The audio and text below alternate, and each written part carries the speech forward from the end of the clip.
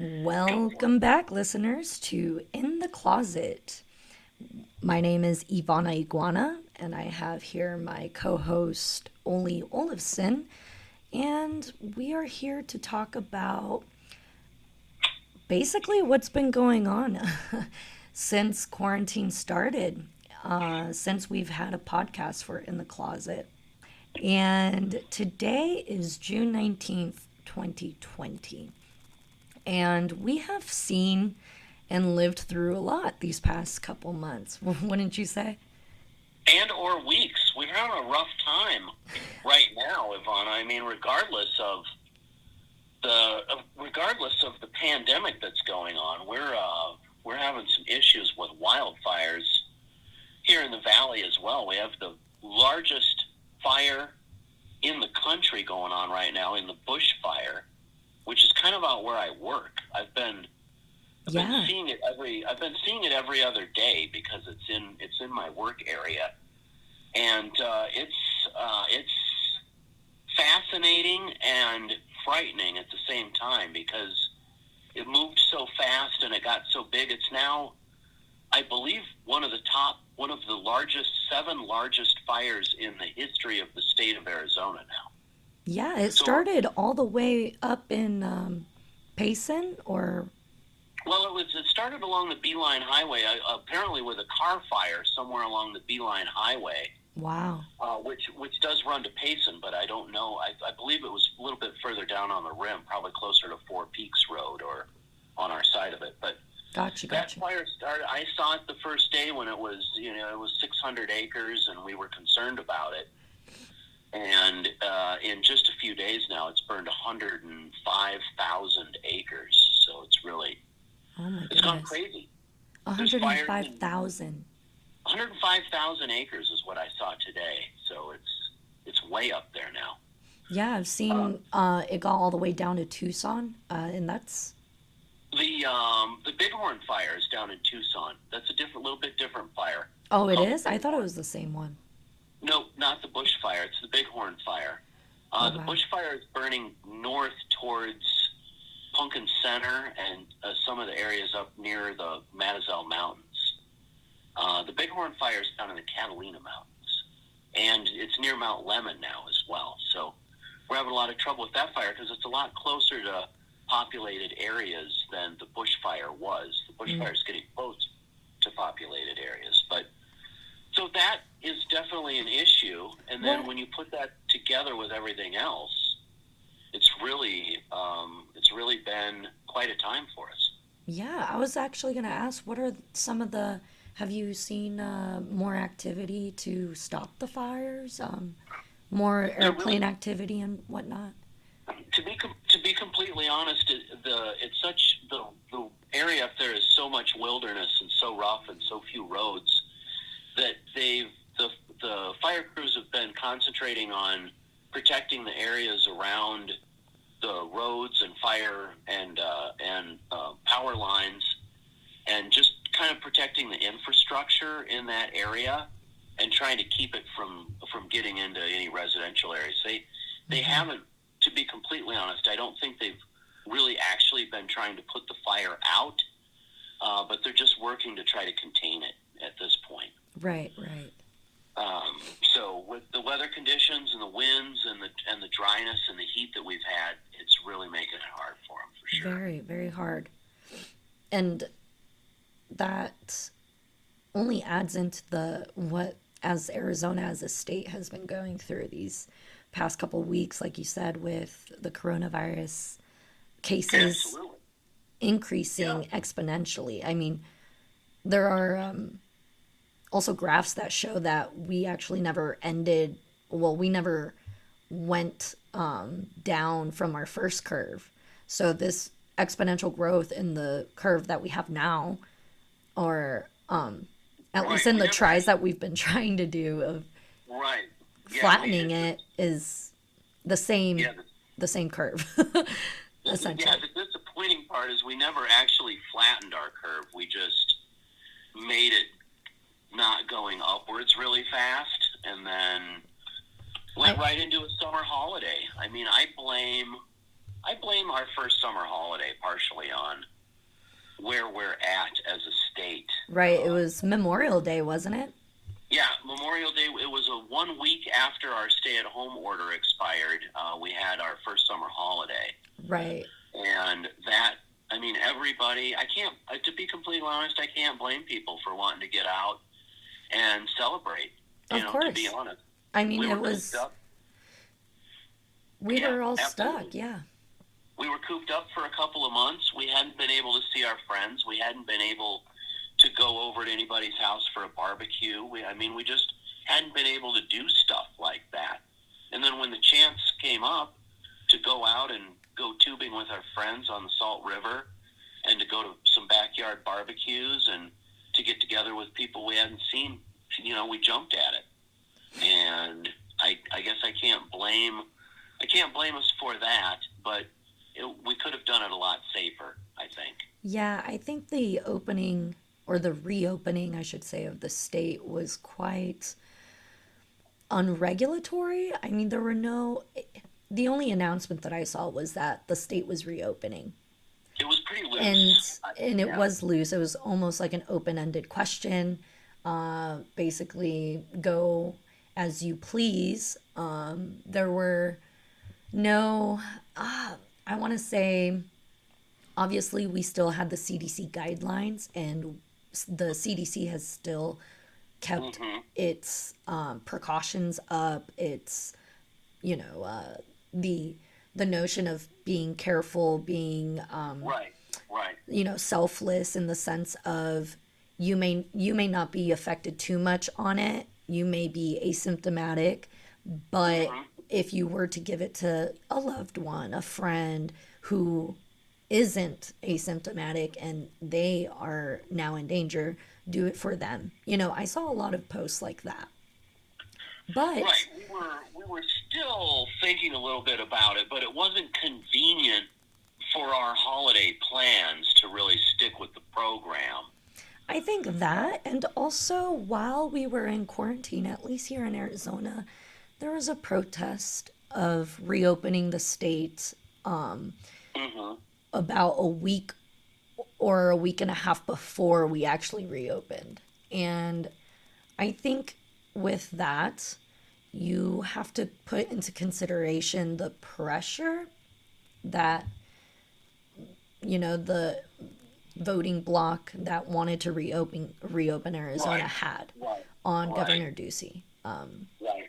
So Well, we have a Republican governor. Arizona is traditionally a Republican state, and one of the shining planks of the Republican platform is the concern for business and the concern for the economic stability.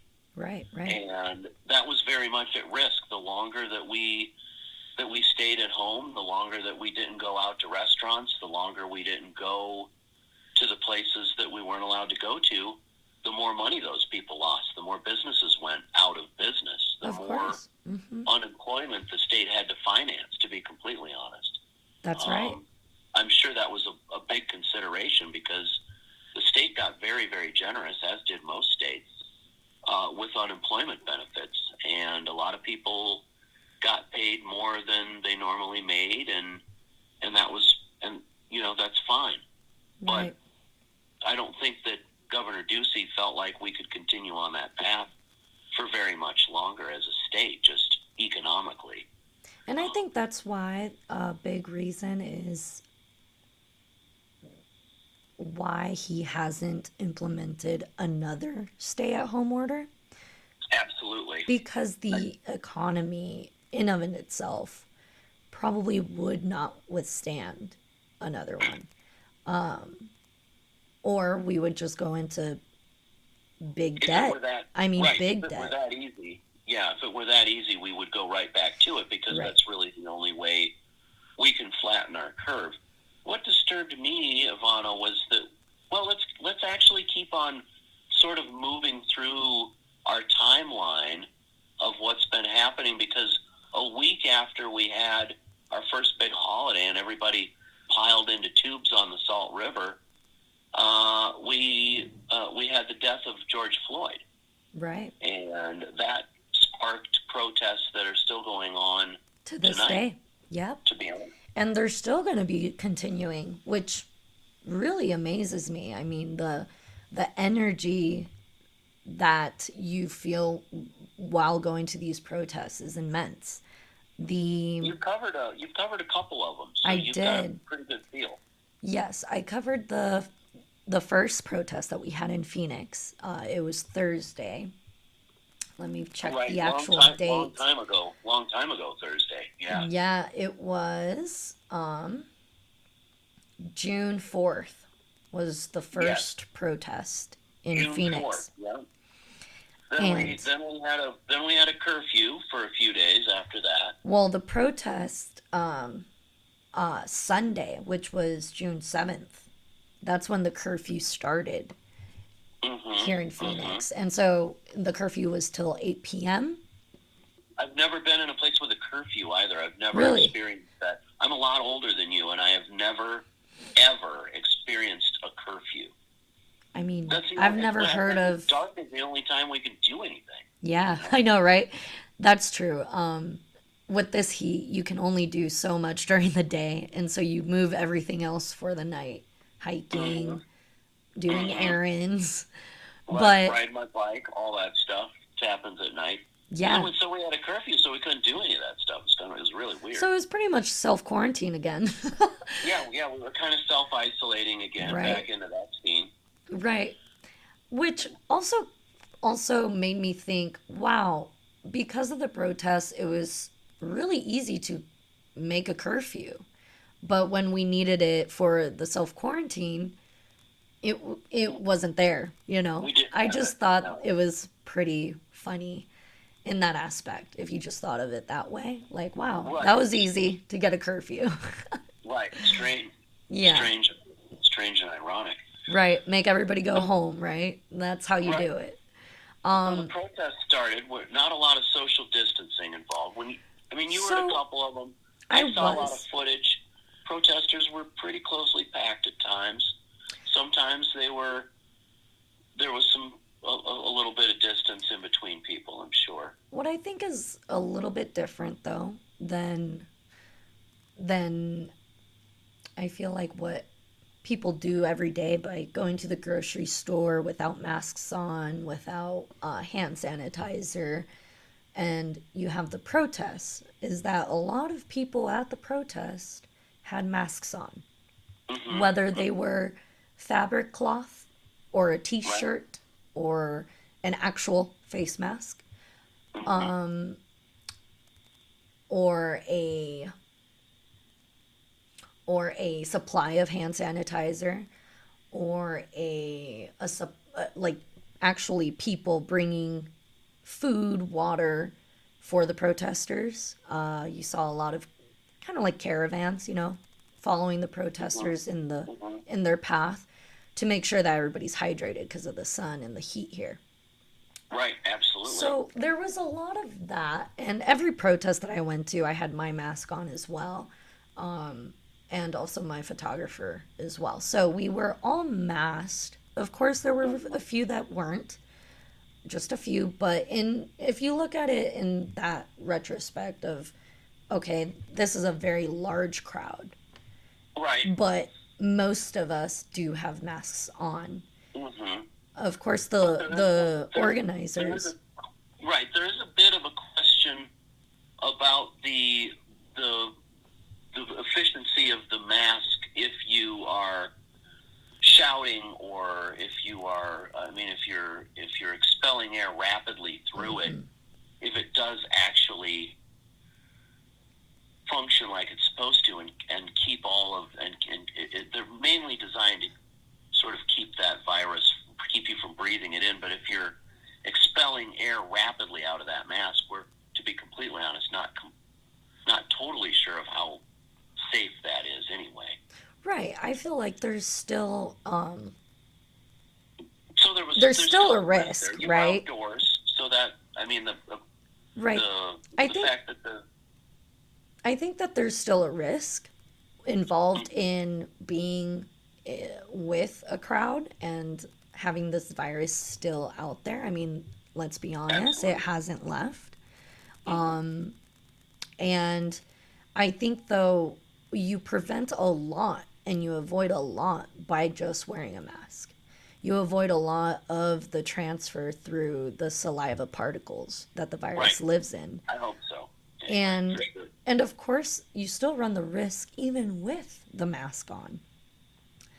The where you really do eliminate the basic risk of contracting it is by having hand sanitizer on you, where you can kill bacteria and virus on Right. contact. Before you eat or do something like that. Right. You avoid touching your face. That's another avoidance. Right. Right. Just things like that.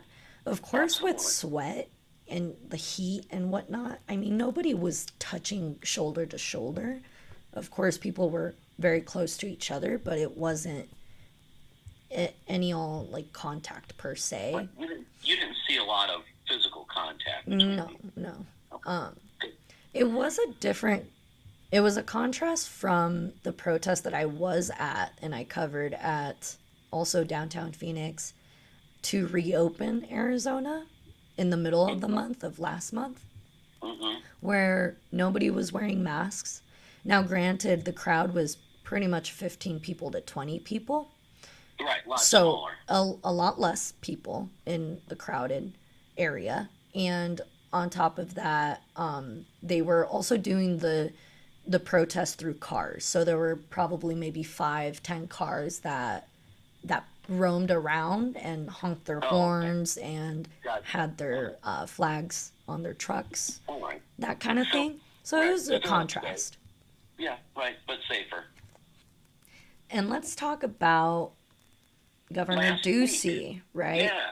So Governor Ducey on Wednesday, June 17th. Right. I think wasn't it Thursday when he had his press conference? No, it was Wednesday.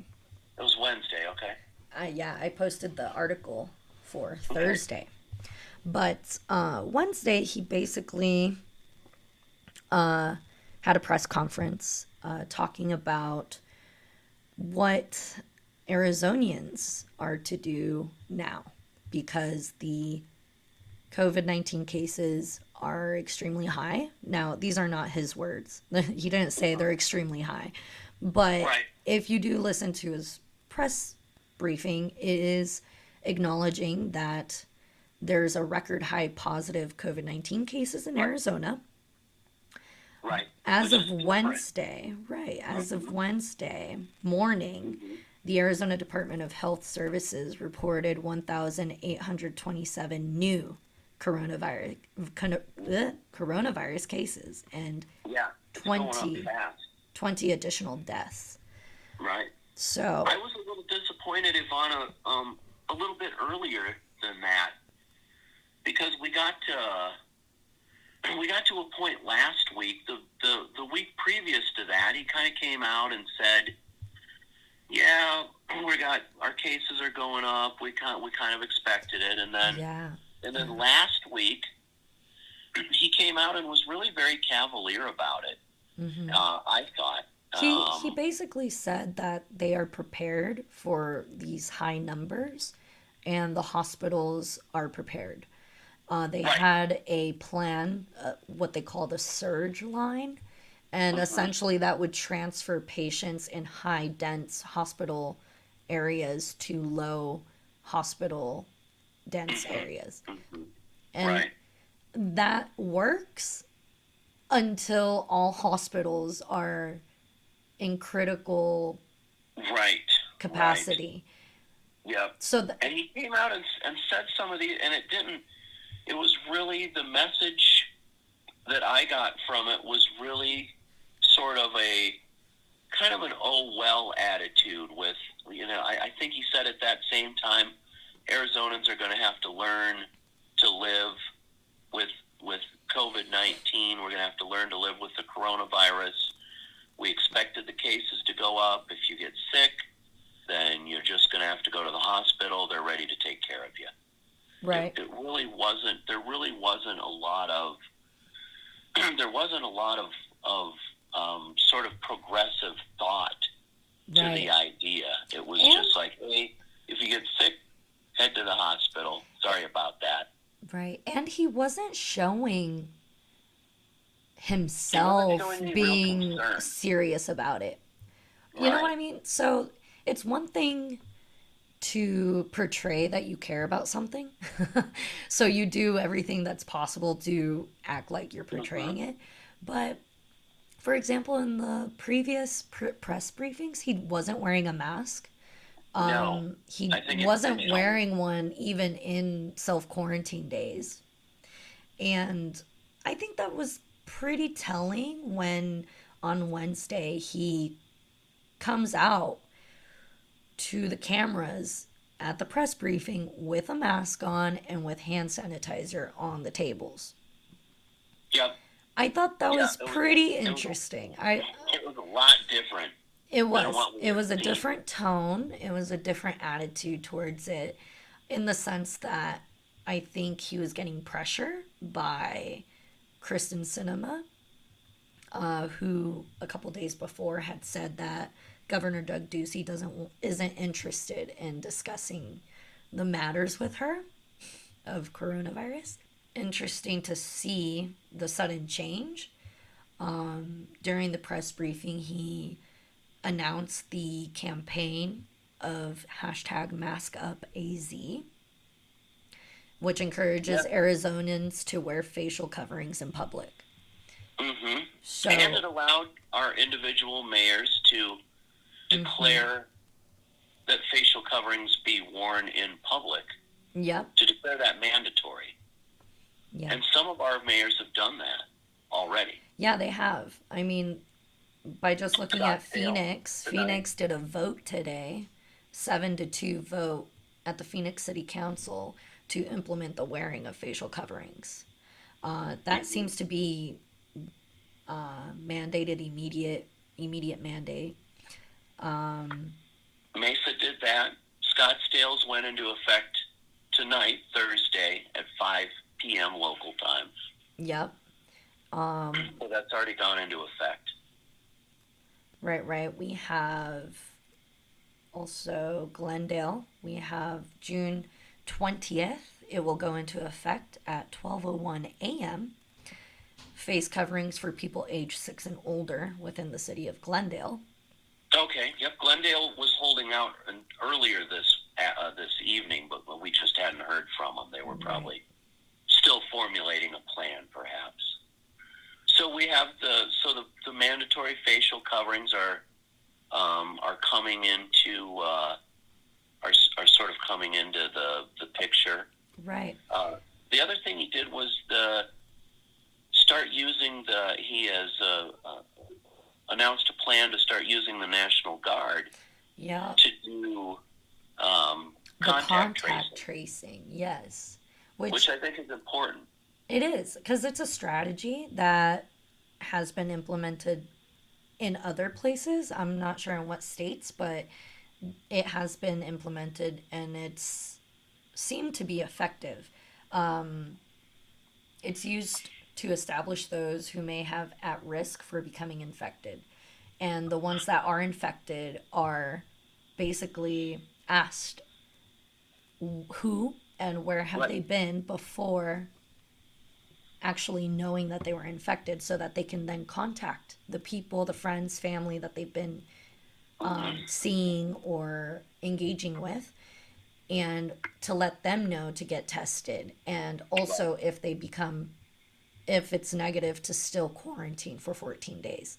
So I think Right. it's a different approach with obviously us taking the responsibility to go get tested rather than that, now we have people letting us know if we should get tested or not.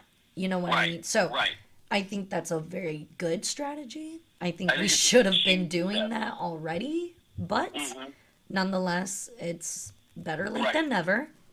Right. It would have been a lot easier to come up with that list of names during the time that we were in the stay-at-home order. Yeah, I think that would That have, list would have been a lot shorter, and for it would have sure. been efficient, in my opinion.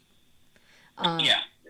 Yeah. It So would have been a little bit better time to start it. But like we say, better late than never, I guess. Hopefully. We don't now, we don't yeah, know. And that's the other thing that we were discussing before we started recording, was just that I don't know anybody that's lived through a pandemic. I haven't, that's for sure. I know I haven't either. As far as I know, Governor Ducey has never lived through a pandemic, because this has never happened in the United States. It's just unprecedented times, and we don't, to be completely honest, I don't know if anybody knows the best way to get out of it without just sitting in the house like we were doing. Maybe that's the only way. I don't know. I think a lot of things good have happened because of this quarantine. Granted, now I think a lot of employers are seeing that their work can be done at home. Yeah. So The freeways here in the Phoenix area are a lot clearer yeah, now. Our pollution levels are down. and I think also in their benefit, it would be smart to start implementing, maybe having a ground basis of this quarantine life, and showcase that even after the pandemic, even after we have a vaccine. And that way they save money, they save time, they save labor. There's a lot of things that you can do not having to have an office. Right. Childcare becomes much easier. I don't know how daycare facilities were affected. I mean, I would guess that they probably were very much affected. Hugely affected. So, but we found out, hey, we can take care of our own kids now that we don't have to go to the office. I think that's a step in the right direction as well. I think parenting was taking a little bit of a hit. Everyone was so involved with everything that was going on and being at the office endless hours, and I think families came a little bit together. I think we're a little tired of each other. Right. Or at least we were. I mean, the kids haven't been in school. I'm a little concerned about that, because none of the kids have been in. I think a big setback per se was the education system. I think they were hit the hardest, and definitely from the sideline. I mean, there was no way that anybody could have predicted this. So the education system, I think, was hit the hardest. You had schools having to close down and do online entirely from a basis that they didn't understand how to cope or adapt to their new online classes. You know what I mean? In middle of semester, middle of exams. I mean, I'm sure that was very, very struggling. Yeah.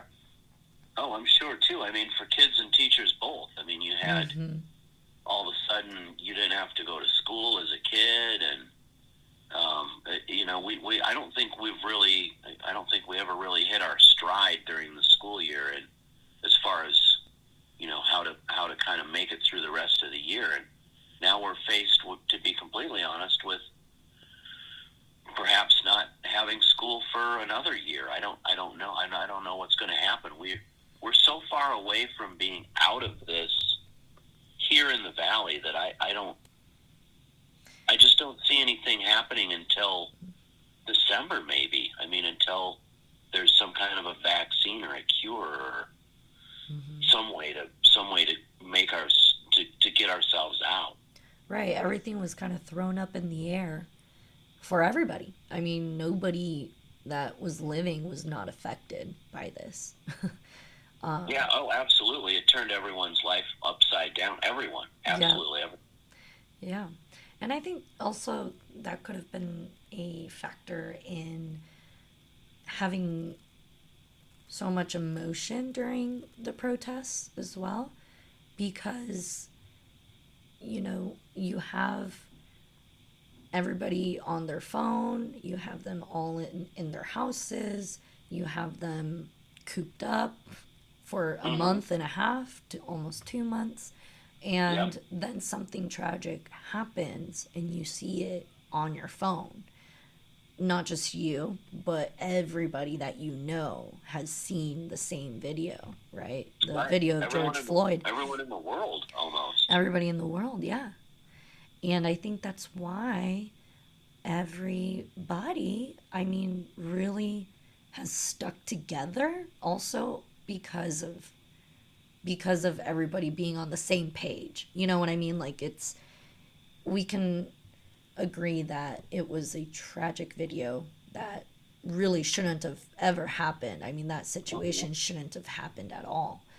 And because I think we were years past very preoccupied with work, with family, with school, Absolutely. that Yeah. when videos would arise that were in the same similar situation and the same outcome would happen, everybody was so distracted, and everybody would see the video, of course, and have outrage and be so You're right. be You're so right. But sad about it it. only lasted it would only last a few days because we had so many other things going on in our Yeah. life.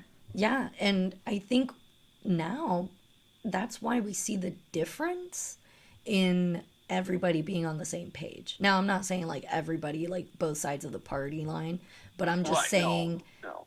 in consensus with the understanding of what's going on, Mm-hmm. I have seen just everybody be in solidarity, in the sense of knowing that that was wrong.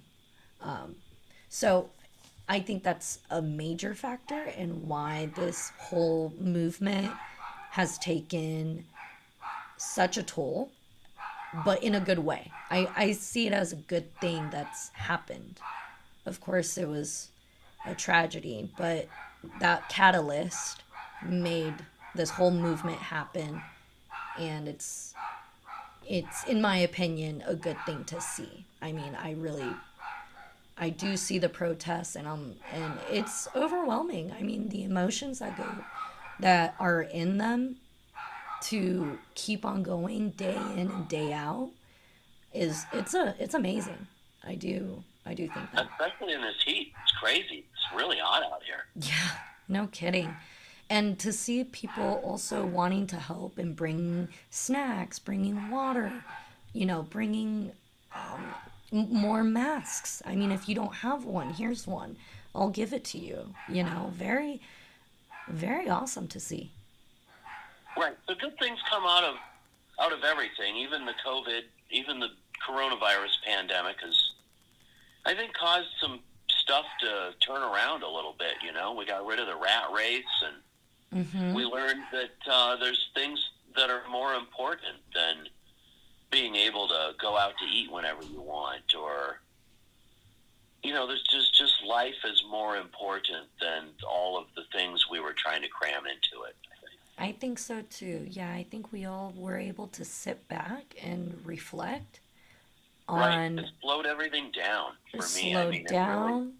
everything was going so fast. There, driving with your horn and shaking your fist, and Yeah, just everything was so crazy. And then now it's not quite so crazy. I mean, there's still lots of stuff going on, but I just think I think we're more together, like you said, as a country, to be honest. yeah. And of course, I would have loved to see the press briefing from Governor Doug Ducey a lot sooner into the quarantine, like maybe a month and a half ago. That press briefing that he did on Wednesday would have been Yeah, a-okay in my book. right. I think it needed to. I'm on the same page with you. I think that needed to occur right after Memorial Weekend, probably. Right early in the month when he came out and was saying, well, we have more tests going on, so we're going to have more cases, and just that fell into that rhetoric that we've been hearing, and it was very disappointing. I expected a little bit more from the press briefing. I wanted to hear more on how the contact tracing is going to be implemented, on how the National Guard specifically will be like what phone number should we be looking for, you know, when they call me. I Right. would That was have, all a little vague, wasn't it? it was Hopefully we'll vague. get some more information. But, you know, these are little steps towards the right direction. I think with him giving the state, or the state, I should say, is funding $10 million for more personal protective equipment and face masks for healthcare and frontline workers. You know, I would have loved to have seen this a month and a half ago. I think you're right. We went for a period of time there without a whole lot of leadership from Yeah. our governor, and we do have to give him some props for taking some action at this point. But like we're saying, it maybe could have come a little earlier. All right. Thank you so much, listeners. That wraps up our episode for In the Closet, where we talk about the last month and a half and how we feel about the future with this coronavirus and with the protests. Well, this was fun, Ivana. Thanks for having me on the show today. I appreciate it. Thank you so much again, and see you guys on the next one.